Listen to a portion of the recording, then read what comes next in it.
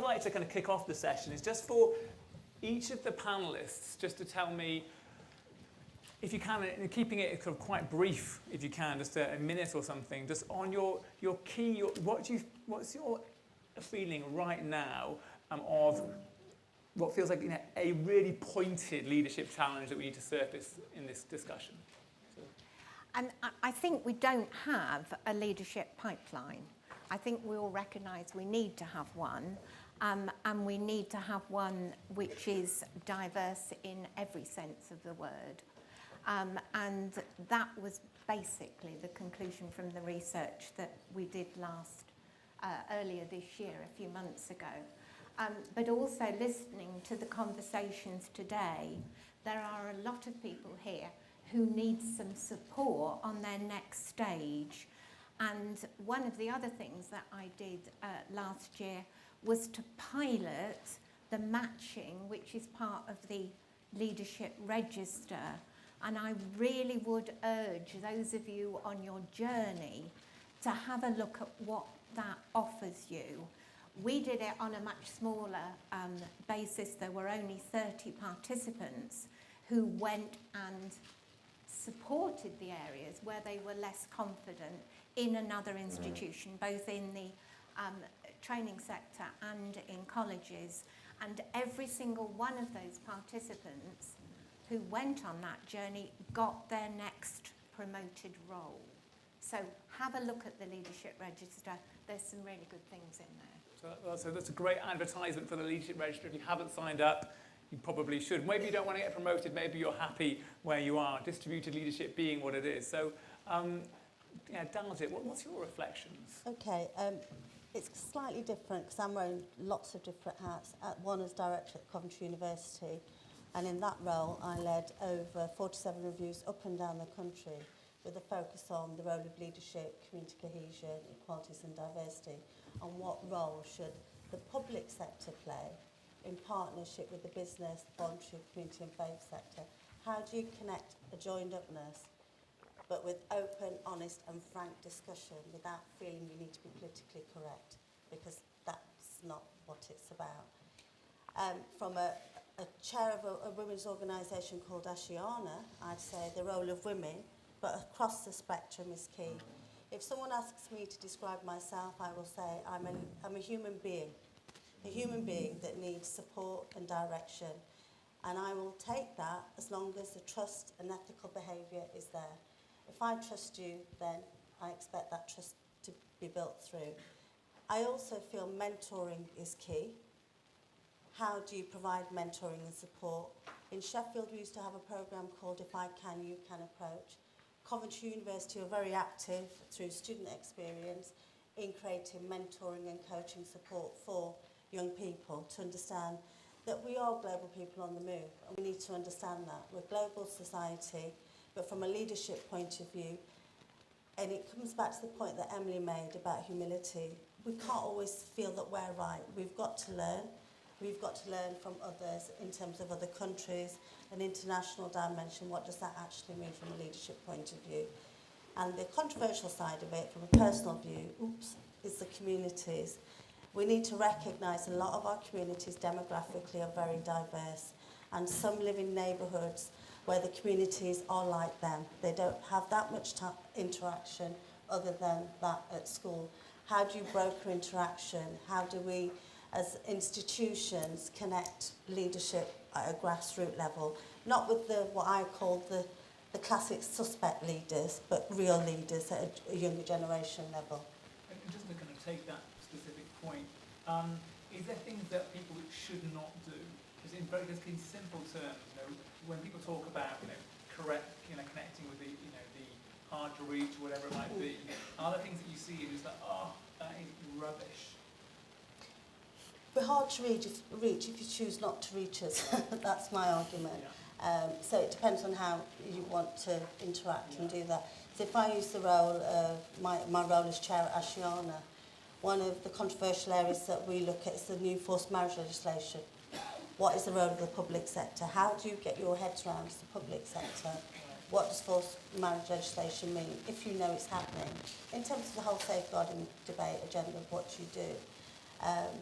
traditionally, communities, or I'll say it how it is, I suppose, figureheads within certain institutions will go to the same community leaders, maybe at a faith level, etc. They may not necessarily be the right people to connect with, to engage with at a local level. Thank you. Tom, any reflections you've got coming from a more sort of external perspective? Yeah, I mean, you may be thinking, well, what does a trade union guy know about leadership and governance and so on? So maybe I'll just say a little bit, first of all, about what I do at the TUC, which is to run something called Union Learn, which is the TUC's education and skills department. And it's actually quite a sizable operation. We have an income of 15 million from BIS, 2 million from TUC. Last year we trained 200,000 learners of various kinds. We have 70 staff and about another 200 staff that are funded out there in unions. So, you know, and I run all that, so I have some direct knowledge, and I wouldn't say I haven't made some mistakes, but at least I've learned from them. But the thing that perhaps I can bring is some experience of when things go wrong. And give you a little story. Many years ago, there was a dispute in a university which seemed to stem from the kind of style of the HR director, who was basically ordering people to do all sorts of things that they were not very keen on doing. So I went and had a chat and I said, well, this is very interesting. So what was your previous job before you became director of HR at this university as well? I commanded a tank regiment in the British Army of the Rhine. So well, that explains something. Because, I mean, that to me said so much about the right kind of skill set to come into these sorts of jobs. And I think it's really, really important, in the education sector above all, that the paramount importance of kind of just maintaining networks, managing people, being able to lead, influence, persuade, create teams, build teams, all of that seems to me absolutely crucially important. And it's very easy to say that, but to somehow or other pin that down, describe it, evidence it in a way that, you know, somebody sitting on an interview panel looking at candidates can check whether somebody's got those qualities. All of that seems to me something which is not stressed enough. And I think what I would say is that colleges as a whole do not invest enough in carefully selecting leaders at all levels. I don't think some colleges use the right kinds of very, you know, sophisticated, up-to-date, reasonable assessment processes that lots of private providers would use. I think sometimes there's a tendency to go for somebody who's got fantastic flair, entrepreneurialism, a wonderfully dynamic vision for the college. Actually, do they really understand the details of SFA funding rules? Because if they don't, they ain't going to be able to manage that college.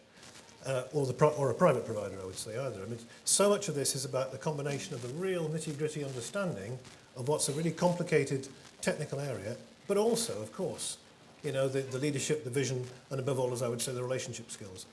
And for me, the really crucial thing to look for, and what was perhaps missing in the case of the tank commander on the Rhine, was the ability to network, to work with people, to work in a kind of coordinated way, so that when somebody says to you in their CV, I did this, I did this, I did this, immediately alarm bells go off. Because what you should be looking for is, we did this. I was able to build a team, and the team did this. And when they come to the interview, and whatever assessment process you have, you can see that, and that's evident throughout all of what they do. Because those are the skills, in my view, that build successful colleges and successful private providers.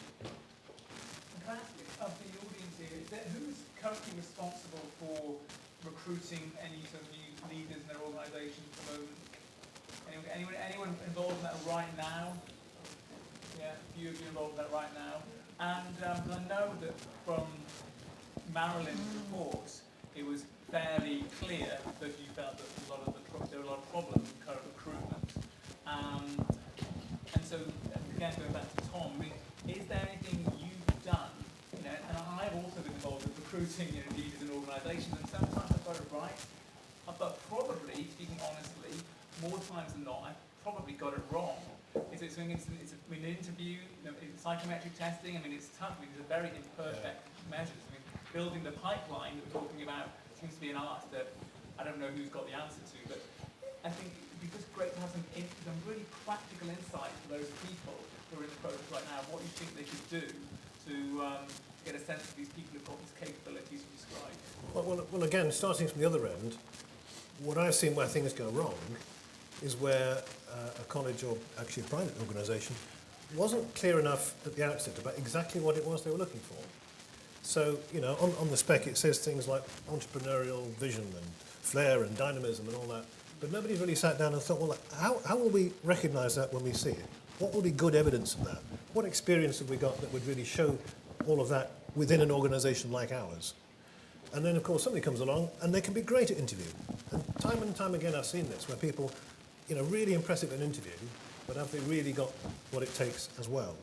And that's when things go wrong. So I would say that the real important thing is not so much the assessment, it's the process that goes in place before it, to be absolutely clear about exactly what you're looking for, how will you recognise it, how will you evidence it, and that takes time and money and energy and effort. And I'd certainly echo that preparation. I think where I might be at variance is that we've already got some very good leaders in our sectors who may not have come from the tank end, but certainly have had battleships under their command. So, you know, we've got some successful ex-military leaders, so I feel I must defend them. Yeah. I think the whole process has become far too formulaic. It goes on sometimes for 3 days. It's got elements, I think, which can be learnt. It's very pro people who have come on their career journey through the sector. It's much more difficult for people to come in at any other level from other worlds, and I think that's where we need to have a rethink. Thank you very much, Manu. So, Stuart, thanks for waiting patiently on the end there. Stuart's the Chief Executive of AELP, and I know that you've got some things to say, so it would be great to hear again just about your own sort of leadership journey, but also, some of your sort of your key insights into what needs to change. Thanks for the introduction. No, just to, my own view is all sectors have a big leadership challenge, don't they? Particularly in times when things get tough, financially and in terms of delivery. And we're no different. So what's different about our sector? I think our sector tends to be pretty short-term, not long-term. Yeah. We've all got 12-month contracts if we're lucky. And we're pretty transactional in the way that we work. All of that forces pretty short-term decisions and sometimes forces short-term management decisions when you're recruiting. And most of us make our minds up within the first 5 minutes. So because of that, it's not about saying, well, that's the way it is and therefore we leave it like that. I think what it means is we need to make sure that we're balancing that with even more, I'm afraid, structured programs that tries to break through that. So that's the sort of sector that we're working in. It can be quite short-term, lots of changes. We need to break through that and give the balance and give the support to those people that can help break us through. And I think we are moving to more diverse and more decentralised decision-making. So we've been very hierarchical. We've pulled all the big decisions up to the centre. At some point, we need to break that cycle and start to think about the sorts of decision-making that are going to be needed in a new world. But that's easily said, and I would say that therefore programs that we put together have got to be both formal and informal, and frankly I think we would have to, certainly in the sector of the private training providers where there hasn't been much formality, we need some formal programs and structures that gives that support. And have you seen any real examples, Stuart, or any of the other panel members of that kind of that distributed leadership that we've been talking about? Because I agree with you. I think one of the real problems I feel anyway with the leadership space is there's some great jargon, but actually what I find most useful is real people doing things differently and seeing how they did things differently. And so I'm just wondering if you've seen any examples of that distributed leadership that we can learn from. Yeah, I ran a training company where we had 75 offices in the days of the tech, who remembers that? And we brought everything back up to the middle, failed miserably, and there are other training providers who first thing they do is put all of their managers out somewhere in a region. There's one or two in this room, I think, take that view. But that means you've got to give up some of the decision making at the centre. It's scary, but it's got to be done in a scenario where we may see the LEPs and the city regions have more power and authority. You need people out there being able to make decisions, and that needs a lot of support from the centre. And I think what I'm seeing is far more centralisation and hierarchical decision-making when things are going wrong. Yeah. We accept we're in really challenging times. I lifted this one off the board, which says failure is important to learn from. I think some of the echoing I heard in the earlier sessions, and it's certainly something that came through the research, is that failure in our world, slightly differently in some elements of Stuart's world because it hits the bottom line, but failure certainly in the college world at the moment is something which is publicly shared, and people are very nervous of sometimes taking those journeys. So we've got challenges. Your colleague here was talking about some of the newer, highly innovative companies where failure is encouraged. I think it would be interesting if you all go back to your institutions today and say what we've learned is we're going to encourage failure. I'm not saying you can't learn from it, it is really important, but there's a real fear dimension running at the moment about that public exposure. So I'm hearing these kind of two... And that pulls away from distributed leadership, because I'm too scared to let you do it because you might muck it up. Absolutely, that makes kind of real sense. So Can I just come in Please do. on the back of that? It also is about trust and ethical behaviour. I'm going to keep going on about that from an equalities and diversity point of view, the role of the third sector and communities and representation on boards, like the city region boards, the LEPs, etc. It's great to have those boards, don't get me wrong, but as the sectors keep changing, the representation seems to be diminishing. Historically, the NCVO were really proactive. The unions were used to be proactive. You knew you had a voice. If you weren't there yourself, you knew you had representation. Well, sadly, I don't see that at the moment, and that needs to change. The same with, with the universities, with FEHE. Where are we at the table? We need to be at the table. And so in terms of getting people to the table, I mean, it makes a lot of sense. But, I mean, are you saying, just to be clear, that because of the cuts, essentially, there's less money available for NGOs, civil society groups, there's less people potentially in unions, and so there's just not the human resource that there was once, or what's changed? What's changed is the distribution of budgets, but we all appreciate and recognise we don't have control over that, and that is going to continue to happen across the spectrum. So it's about reconfiguring your relationships with the business sector, the third sector, the SMEs, etc. But in addition to that is how do we develop trust amongst each other to be collaborative workers? So, I don't know, we're a panel of 4. If one of us is going on to a meeting, how do you represent or reflect the needs of? Because we can't all be everywhere. But if somebody is going, then how do you represent the voice? So, I'm the chair of Ashiana in Sheffield in a voluntary sector capacity. It supports women and children fleeing domestic violence. We support people that have been trafficked. Big challenging agendas that I can't be everywhere, but I need to trust the teams and other board members. And some board members say, I don't go, but I'm saying you need to go, we'll support you. The budgets aren't there to develop leadership as was. So how do you then support each other in giving each other time and support on a voluntary basis to do that? So I think this question around supporting leadership development with less, or let's say no cash, seems like a really important one. And it's certainly one that I take a lot of personal interest in. And so, again, I'd like to go to the whole of the panel. Are there any concrete things? I don't want to talk about, I don't want a jargonistic response here. I don't want something that I can, if I'm sitting out here and think, okay, I can go back to my office tomorrow and I can ask someone, should we do X? So any sort of concrete suggestions around leadership development that we could do that are not going to cost any more money? Yeah, what's interesting, a bit of a busman's holiday, which is our sector is about making sure people and appreciating the fact that when you're doing a job and you do some training, the vast majority of your learning is doing your job. Yeah. And we miss all of those opportunities. So, and we're the experts at it. So there's a huge amount of stuff you can do in terms of assignments, taking projects on, which we don't do. We tend not to do as an internal resource for ourselves. And is there a way in which you might do your work that helps you learn more? Have you seen anything like that? Yeah, absolutely. And that's what assessment, ongoing assessment. Right. In our heads, we've got assessment as assessment and not learning. I see. Remember the days when they told us to split it all out, you know? And so we are the experts at assessing people at work, which is mean you're assessing their learning.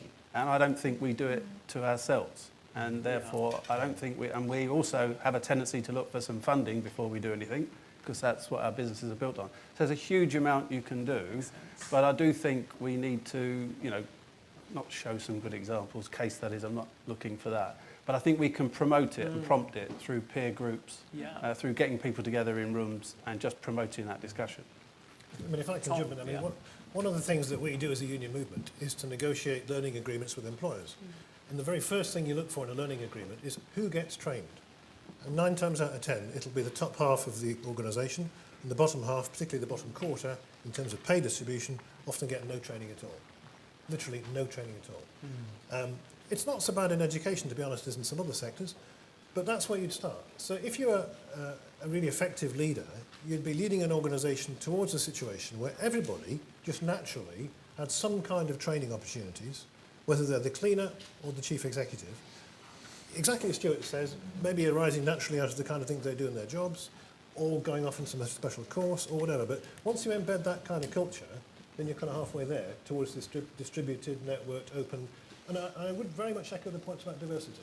Because, again, if you're the kind of leadership which is encouraging a culture of let's be diverse, let's welcome different sorts of experiences and backgrounds, let's be really open to new kinds of people coming in, then again, you're more likely to be a really successful leader.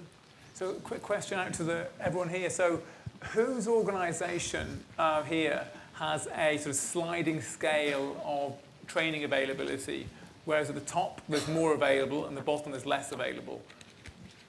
And whose organisation? And I know, I can understand if you don't want to answer that question.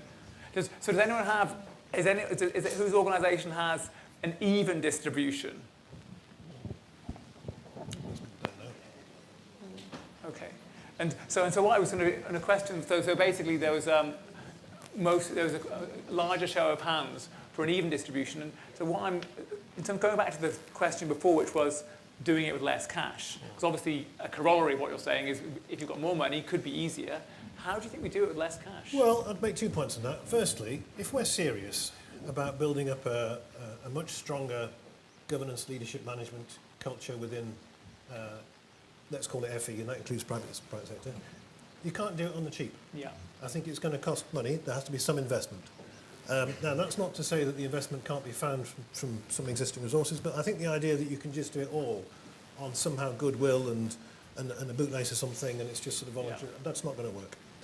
Having said that, I do think that within existing spend, and very often we found this within employers that we talk to, some of the training which is going to, let's say, pretty well-paid people to do what looks like quite interesting but very expensive courses, could perhaps be better spent if it was redistributed a bit further down to people in the middle who will be the leaders of tomorrow or the day after tomorrow.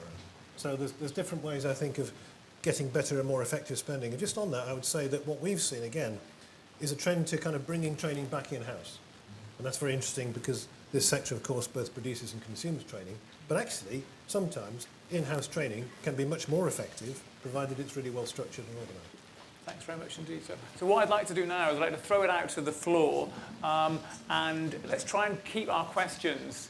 If someone's got one that's related to the one before, let's try and group ones that are related. But who'd like to ask a question to the panel? This is the moment of truth. You're all blown away by the genius of the 4 people up here. I know you've got questions. I heard so many just a few minutes ago. Come on.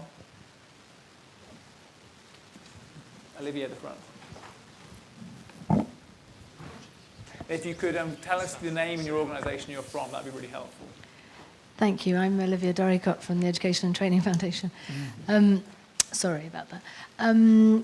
So my question is about the connections between effective leadership and teaching. This came up in the office the other day. We were talking about it, and I don't have the answer, so I'm very interested to know if more expert people than I have the answer. We've talked about the big things and the small things and being in the canteen and making sure about that service is as good as everything else that students come to a training provider for. What are your experiences of very effective leadership and how much teaching classroom time, if appropriate, any effective leaders at any level should or shouldn't be doing? Crudely put, is that requirement? Do you think it makes for more effective leaders? How does a leader connect with effective teaching, learning and assessment if they're no longer doing any teaching? I don't mean any disrespect to people who are doing it, but that's to my question. Thank you. So who would like to respond to that? Shall I kick Yeah, please do. off? I think this is a debate that's been running for quite a long time. And I think it's really important that leaders understand what's going on in the learning environment, which is slightly different than actually having a regular teaching load, which I think, depending on the size of the organisation or the level of seniority, can just be totally impractical, because the demands on that person are such that they actually become a very unreliable teacher because they're pulled away. But the organisations that I see that are successful, leaders at every level know exactly what's going on because they walk it and they're seen walking it, and that's an organisational norm that everyone's happy with. And so, Marilyn, though, is there anything, this sort of key, this kind of key, what in my experience is a key challenge in sort of in all industries, of around keeping that connection with, you know, the people who are at the coalface, people who are doing day-to-day stuff. So what's your sense of the kind of the mix? Are we saying that, do you think that every person in the senior management team should do 5% of their time teaching? Have you got actually a concrete sense of how it ought to work? No, I don't think you could go anywhere near that sort of formulaic approach. And I think if we really are truly going to diversify our pipeline, we have to move mindsets of corporations away from the time-served model, where people have had to go through every level and their origins have to be in teaching, because there are some very good leaders who have never been teachers. So I think we mustn't muddle that. I think knowing what's going on and understanding the learning process is one thing. Being an expert and doing it yourself is a completely different debate. And I don't see the two being essential. Thank you, that's very clear. Naljit. So, just to add to Yeah. that, and again, it is about changing the organisational behavioural culture, and that takes time. And leadership at the top, as Marilyn said, they do know what's going on, but how do you then filter down the vision or the mission of what needs to happen? And also supporting teachers in coming out of their comfort zone. So they're not just teaching, but they are looking at things like applied research, looking at staff development, taking that time out to reflect in terms of, well, how's my teaching supported the students? What's the student experience been like that? Versus, do I know enough in terms of my applied research learning, what's going on in the bigger world, how can I connect back? So it might be something like having a better understanding and knowledge around culture and diversity, knowing your demographics. Do we know our demographics within the sector? Yeah. No, it's just another dimension, but in terms of being effective leaders and teachers, I suppose. And because a lot of the things that I'm hearing today, such as having that awareness of who we're seeking to serve in the total sense, but and at the same time I'm really aware budgets are being cut, people are feeling busier, people are less capable, or say they're less able to do as much as they were in the past. So what I'm really kind of interested in is squaring that circle. And any thoughts? It's a challenge, isn't it? I'm just thinking, sat here, we're encouraging international businesses to the UK. It's a two-way street, isn't it, really? So we then need to understand from a leadership point of view around cultural competencies, the way we do our teaching or learning or leadership. You know, teaching is fundamentally, it's absolutely paramount, but how do you also support your teachers at different levels to cope with change that's continuously going on, but have time out for that development, but through so many hours to do that. Otherwise, externally, how are we going to be perceived in the bigger global picture? I think there's a danger of being too traditional about it, which is around, you know, the only promotion is the next level up. And it's one of those where it's easy for you to say. But I do think we need to have a think around how we can give people more job satisfaction and more control and power. And I guess we're all sitting there, leadership means there are a number of people who are led. You know, easy for me to say that's not the way the world's going to be. I've been saying that for 30 years, and most organisations end up with a hierarchical structure. But I think what that means is, if it is hierarchical, then those leaders need to think about how they can build leadership through the organisation. Now, I don't recognise the teaching thing because our organisation is doing all sorts of operational activities, some of which are teaching. So we need to be really careful about making assumptions in our sector and using words that used to apply. They don't anymore. So it's about saying if someone's delivering a service somewhere, that doesn't mean they become a leader. And you have to manage the fact that, you know, budgets for staff salaries are not as flexible as they used to be. And you've got to sort of build in other ways of generating people's desire to come to work. Yeah. Not easily done, but... Well, I think there's one way to do it, which is to have a look at your pay and grading structures and see whether it's possible to carve out a kind of practitioner, senior practitioner kind of role. There is one now in nursing, there's one in social work.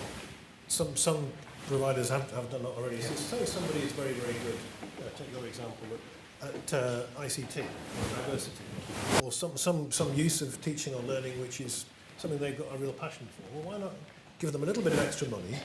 They're then the kind of leader or mentor or facilitator or something on that area.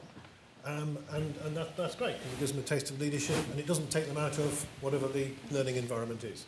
And time and again, you know, what we find as the union side is you've got somebody who says, well, I've got to the top of the scale, I love this and I want to stay doing it, I'm pretty good at it, but the only way I can kind of get on is by going off and applying to be a head of department or something, which actually they don't particularly want to do, they might not be very good at it either.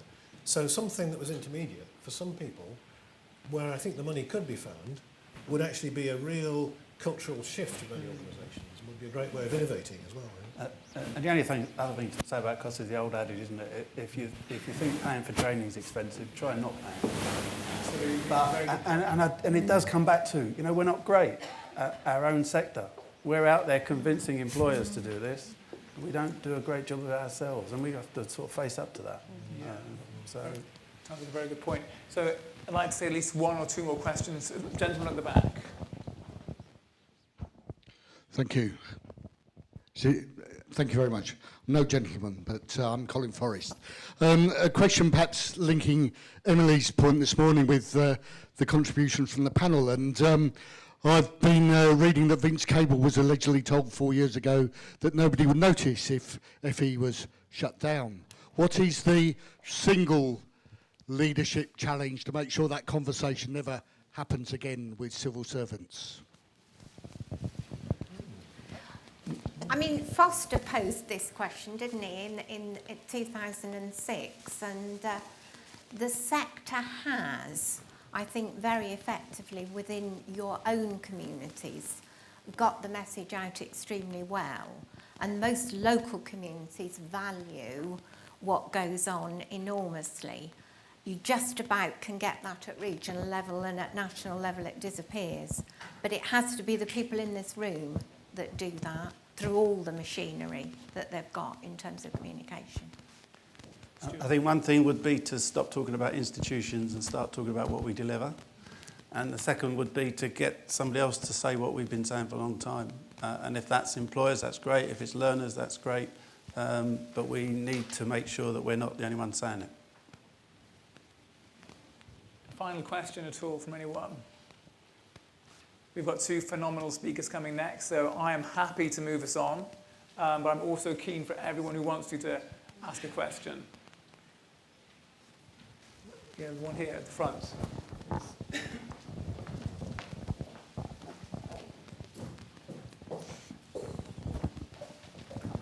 Hi, thank you very much. My name's Louise Povey from In Touch Care in Sheffield, and it's a question for Stuart, really.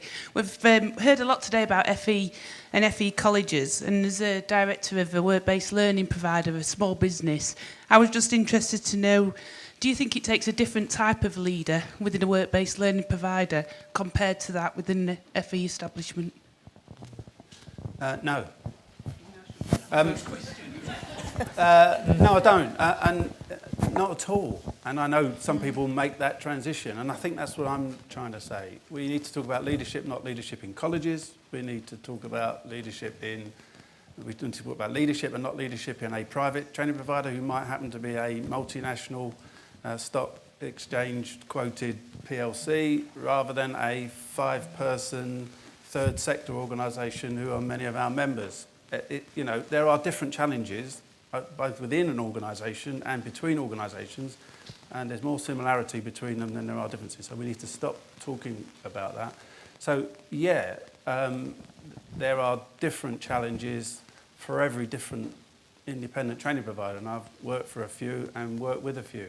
They're different challenges, and I think we need to stop trying to compartmentalise some of the challenges. We all face many of the same challenges. Can I just briefly add that, with respect, I've never understood that question, because isn't everything that's vocational work-based, whether it's FE or private? But even I, in my short time that I've spent here, had to bite through my lip 3 or 4 times when people talk about either FE colleges when they mean the sector, or there's 1 or 2 knowing looks around the table, you know, and we spend our time biting our lips because the sector comes from a particular perspective. Yeah. And I don't think that does us any favours. So I don't defend independent training providers, I don't talk about partnerships because I like it and that's what they pay me for, but it's because I think as a sector we have to be really careful about going down an institutional route of thinking that the solution is via an institution. It clearly isn't. Every college in this room will be working with half a dozen, 20, 30 independent training providers and vice versa. And it's about the challenges we face and the management challenges, not the institution. Yeah, and just to briefly add, I think it's actually quite damaging for colleges to create the impression that what they do is not work-based. I mean, you know, Just a final word from Marilyn and Daljit.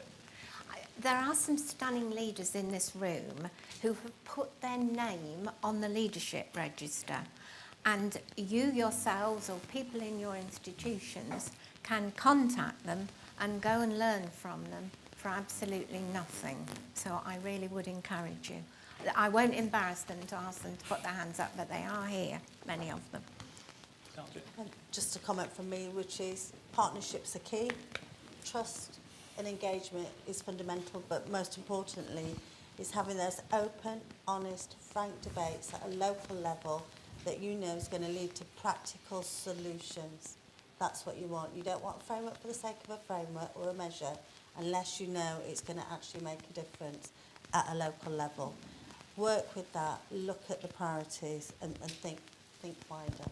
And I know that one of the things that the Foundation are really keen to do is to kind of keep this conversation that we're starting today, or has been just supporting today, that's been going on for decades, but to have a kind of be a closer part of that conversation so that they can really understand the specific support you guys need. So I'd really encourage people to contribute via the register or via the online debate, or just simply staying in touch with the people from the Foundation you've met today.